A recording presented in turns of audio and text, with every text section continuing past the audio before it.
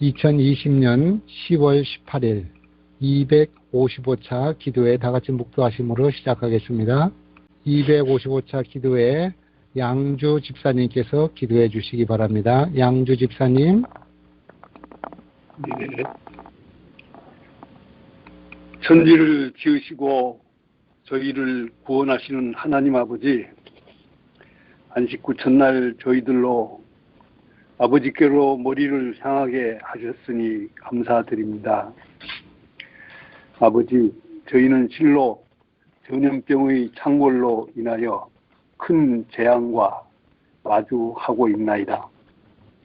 어른과 아이 불문하고 손 씻기와 마스크 착용은 물론 사람과의 거리 두기라는 지금까지 없었던 불편함 앞에 속수무책이옵나이다. 아버지, 저희는 우둔하여 지혜와 명철이 없나이다. 이 백성들로 선한 것과 정직을 말하게 하소서. 마음의 진리와 아버지의 선한 것을 따라하게 하여 주소서. 생명이 아버지로부터 이른 것임을 알게 하시고 아버지를 경외함으로 그 훈계와 지식을 구하도록 하시옵소서. 저희의 교만과 거짓과 악한 행실을 제하여 주시옵소서. 그리하여 아버지의 살아계신 말씀으로 위로와 용기와 소망을 얻게 하여 주옵소서. 아버지 말씀의 능력으로 승리하는 삶을 얻게 하여 주소서.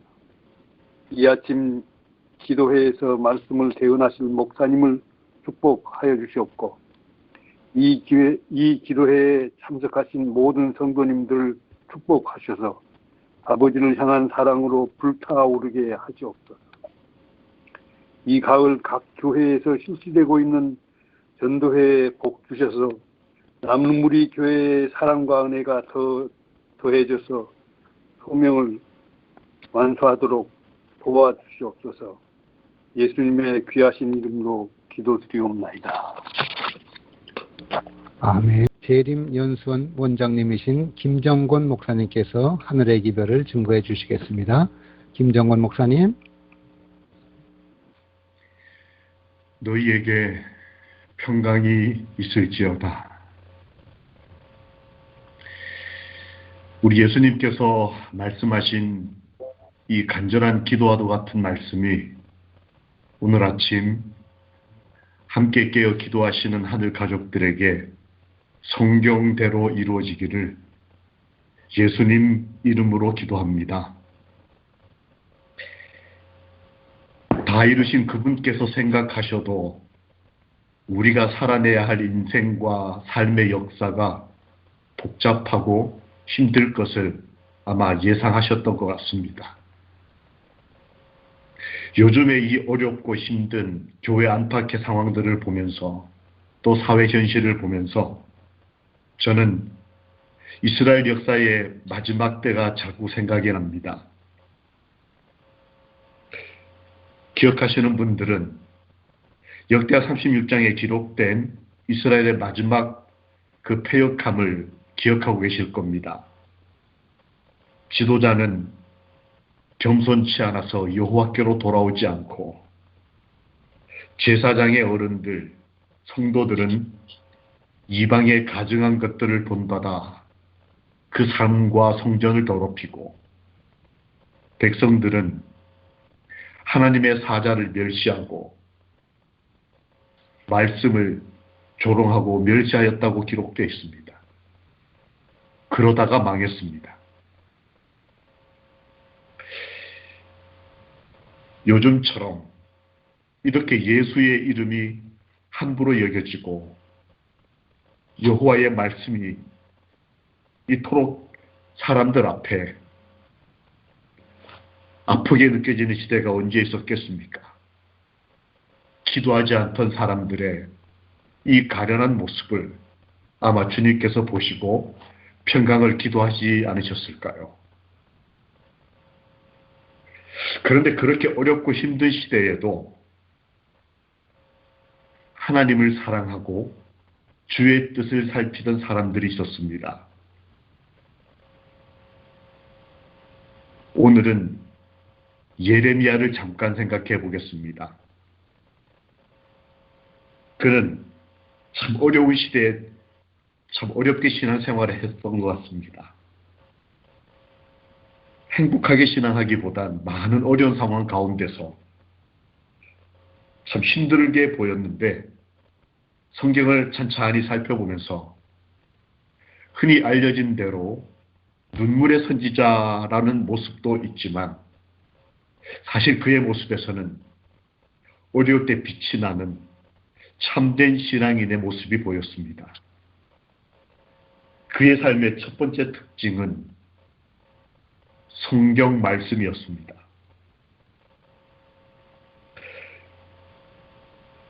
여호와의 말씀이 임하니라 라는 이 표현이 성경에 123번 정도 이렇게 표현되어 있습니다.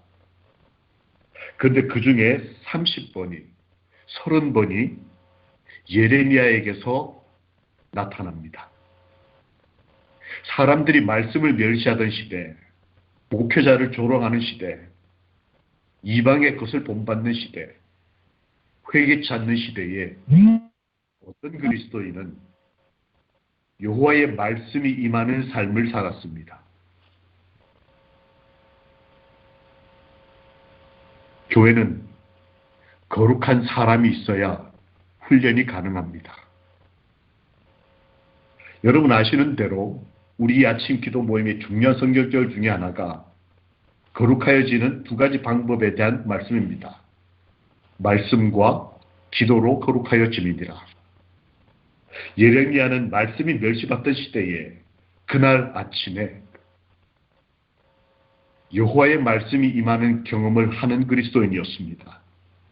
그리고 역대하 36장 21절에 보면 말씀이 응하였다라고 기록되어 있습니다.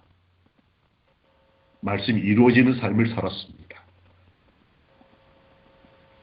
예수님도 그러셨죠. 기록되었으되라고 가르치시기만 한 것이 아니라 그 삶의 원칙으로 삼았다고 공표하신 것만 아니라 다 이루었다고 말씀하시는, 말씀대로 사시는 분이었습니다. 이렇게 예수님을 닮았던 예레미야에게 결국 성도들이 요구한 것이 무엇이었을까요? 멸망 직전에 이렇게 여러 어려운 형편에 있다가 결국에는 성전이 불타고 이스라엘 남방 유다가 망했습니다. 그때 몇몇 남은 자손들이 예레미야 42장 2절에 보면 예레미야에게 와서 이렇게 요청합니다. 선지자 예레미야에게 이르되 당신의 하나님 여호와께 기도하여 주소서. 우리가 마땅히 갈 길과 할 일을 보이시기를 원하나이다 라고 요청합니다. 그토록 패역한 백성들이었지만 그렇게 힘들고 희망을 잃어버리고 어두운 깊은 터널을 들어간 느낌, 그런 현실 가운데서 그들은 기도하는 사람을 찾았고 기도와 말씀 중에 그 삶을 그들 앞에 보였던 예레미야에게 와서는 우리를 위하여 기도하여 주소서. 죽게 된 우리 자식들을 위해 기도하여 주소서. 우리 교회를 위하여 기도하여 주소서. 우리의 갈 길과 우리의 할 일을 보여주소서.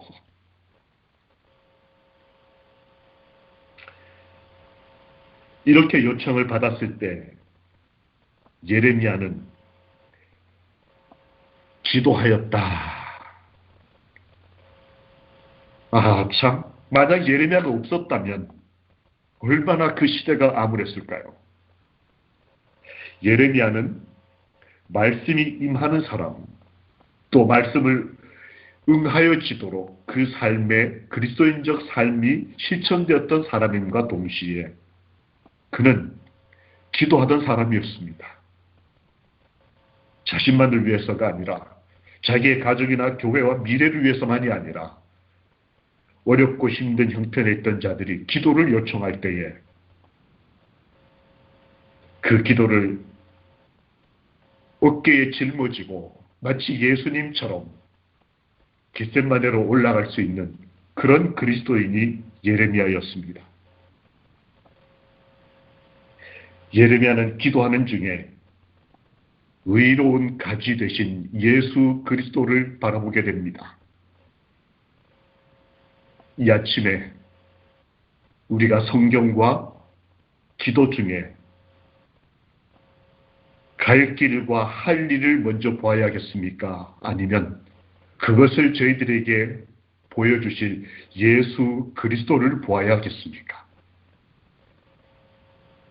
예레미야는 당장 당면한 여러 문제들에 대하여 기도해 달라고 요청하는 성도들의 기도를 요청받았지만 정작 그가 하나님께 기도할 때에는 의로운 가지 되신 분을 바라보고 우리의 희망이 누구인지를 정확하게 응답받았습니다.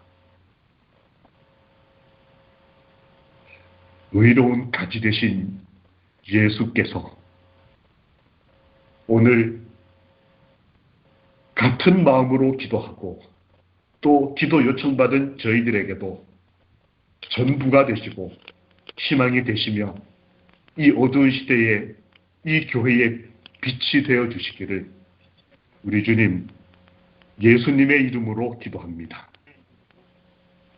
아멘. 마음 아프고 힘들어하던 시드기야조차도 우리를 위해 기도해달라고 부탁하는 시대에 방향을 잃어버린 교회가 기도를 부탁하고 싶은 그리스도인,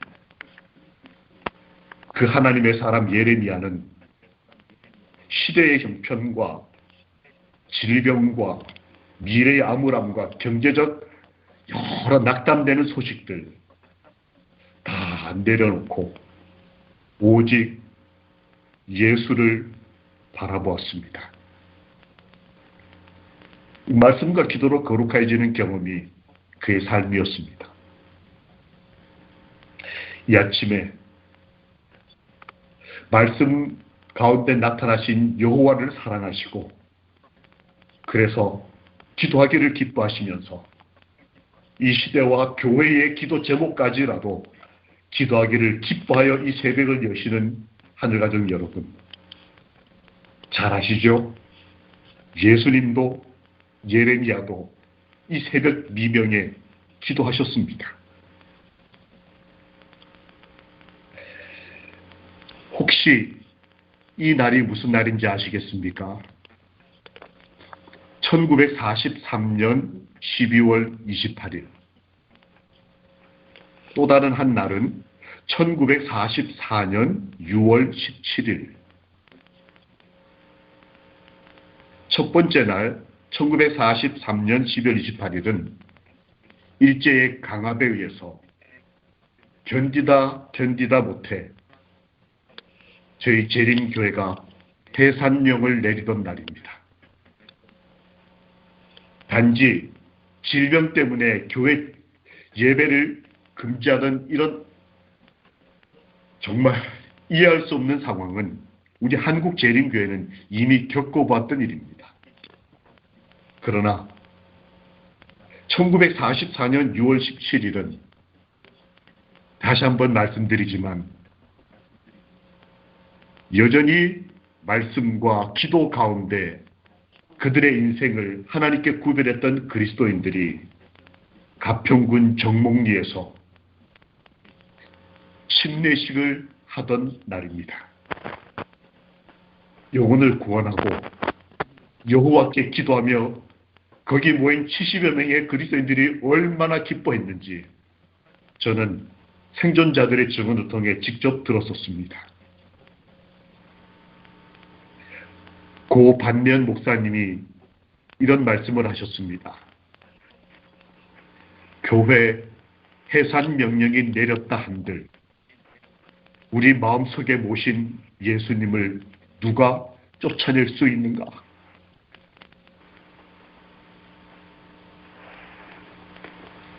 어떤 명령이 내리고 어떤 사회적 어려움이 있다 한들 여호와의 말씀이 임하는 그리스도인, 그리고 예수님처럼 이 새벽 비명에 하나님 앞에 무릎 꿇는 그리스도인, 우리 마음에 모신 예수님을 누가 쫓아낼 수 있겠습니까?